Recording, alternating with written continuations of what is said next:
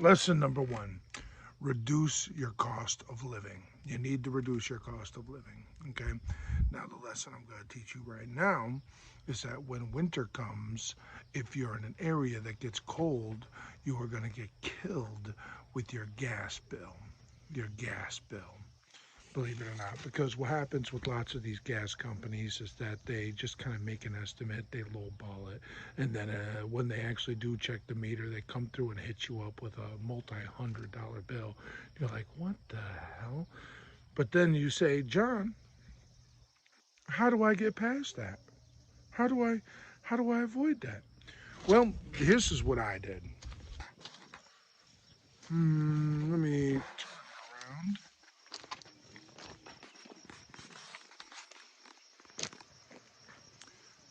Chop a lot of wood. Okay, you gotta chop all that wood, and then I have more wood. I have more wood.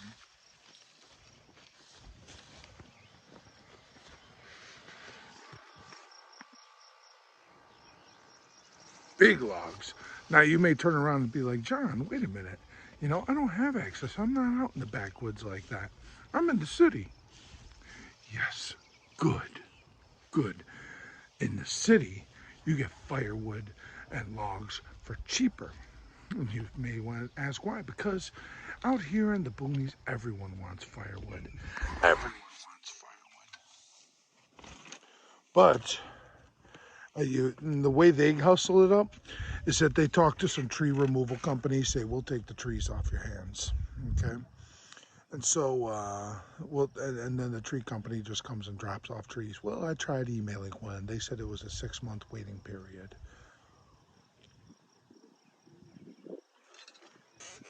It's like 6 month waiting. That's crazy. I can't do that. See, what you do is you talk to your local city. In the city, there is no demand for firewood.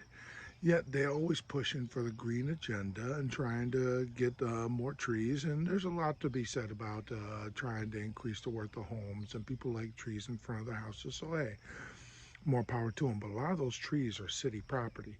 So when they die, they fall down, problems happen. The city comes and removes them. Okay, they come and chop them down, and they have a place where they go and drop them off.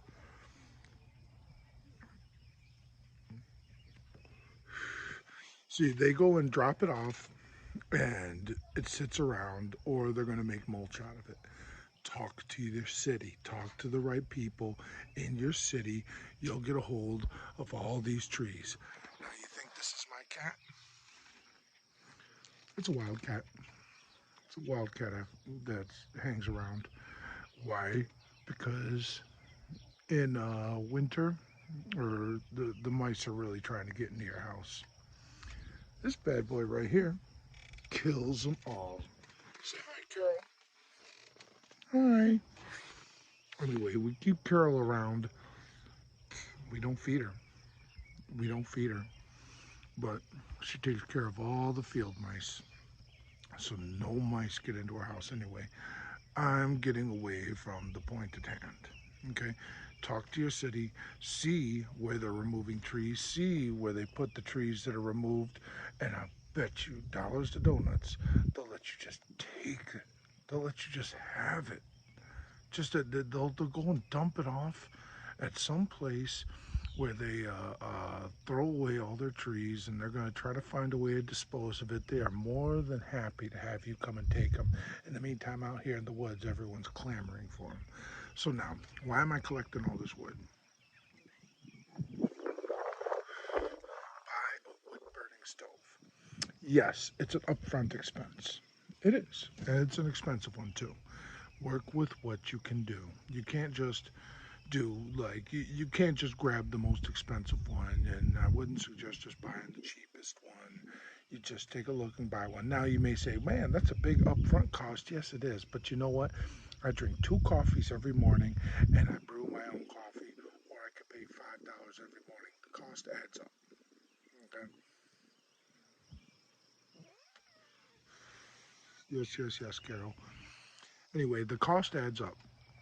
So When you can either let the gas company come through and hit you because you're struggling to keep your house warm in the winter, or you could chop a whole bunch of wood that's for free, put it in a wood burning stove that you no longer have to make payments for. You put it in a wood burning stove, and everyone I've talked to says that it works fantastic. Everyone who owns a wood burning stove swears by it. It warms up your house. You throw a couple little pieces of wood in there, let it sit on top of the embers. It'll warm everything up. Okay?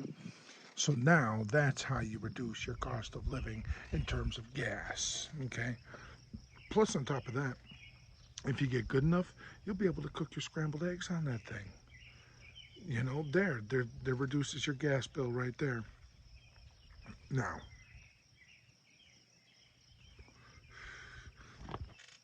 you could be lucky and grab a whole bunch of wood that's easily chopped from woodcutter's axe.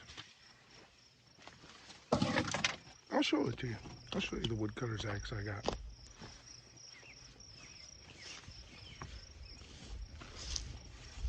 Okay, there. Now, people may say, I can't afford a woodcutter's axe. Look, I got some tools. I got some tools, and I've accumulated them over the years. And I've only been out of the joint for about a year, okay? But I've accumulated some tools, and this axe I had before I even went in. It's because I've had it for years and years. I just never used it. I was like a kid. I'd go to Home Depot. Something happens to a man when he goes into Home Depot. He just starts buying dumb crap he never uses. Well, I bought a woodcutter's axe I had never used. And lo and behold, now that I need it, I have it. Okay, so that item right there, that chopped up all that stuff. Okay? Now I'm telling you right now I'm going to be warming my house up in the winter for free. That is one item to reduce my cost of living. Now, since I started talking about chopping up wood, let's see, what can I chop up? I'll tell you, I'll make a decision. And then the next part of the video, I'm going to chop some wood for you so you can see. No, this stuff, these are all thick logs, man. When it comes to chopping wood, I will tell you, they will always surprise you. The things that look like they are easy to chop will be hard as heck to chop, and they'll be hardwood, and that's the best for a fire. And some of the things you think are going to be hard are just going to be easy. One chop, you'll feel like Conan the Barbarian. But I'm looking at this item over here. I'm going to chop that up for you. All right. Pick that up. Pick up my axe.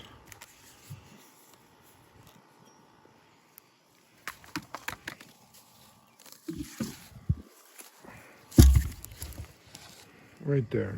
Right in the middle. So there we go. Let's see how this shows up on the video. All right. Got this log. I got this woodcutter's axe. Now what I'm going to do is move this crap out of the way. All right. Should have chopped this one. I just told you it was always a surprise. We'll see if this one is easy or hard.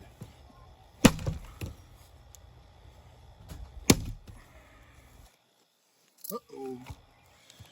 This is how we do it.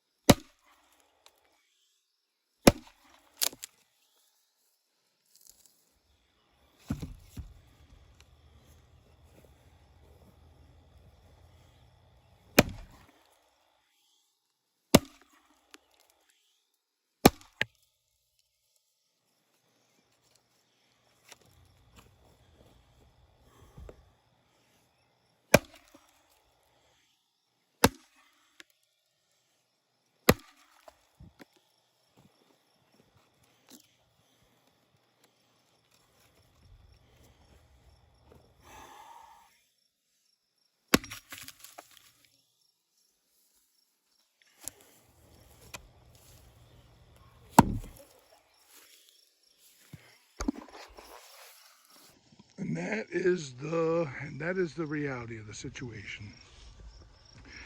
Some people, you see those cartoons of them sharpening up their axe, yeah, but then it gets wedged in deep, and then every single chop you have to sit there and try to yank it back out. My axe isn't sharp, but it does the job. You have to put in your work and keep chopping, and guess what? Now I should chop it again. I should chop it again, but it works. You know, I could throw it in the campfire tonight. I can chop it up again, put it in a wood burning stove, and guess how much it costed me? Zero. $0, 0 cents. Okay? Basically, the story I'm trying to tell you is that every single thing you need to do, there is a free or almost nearly free way to do it. And warming up your home in the winter, believe it or not, this is a good way to do it. Okay? Get yourself a wood burning stove, get yourself a woodcutter's axe, start chopping wood. Where do you get the wood? You can get it from the city, or you can talk to your local tree removal service. There's ways, talk to your neighbor. How do they get their firewood? But what you don't want to do is go to the gas station and start buying $5 a bundle or $7 a bundle or even $10. I've seen them go up to $10 for a bundle of firewood. You're paying that. No, don't pay it. All right. Now, what I'm going to tell you is that it is a lot of hard work. I'm not going to lie to you. You have to put in your work. But you see what I'm dealing with, it's free. That saves me money for my next investment, which I will tell you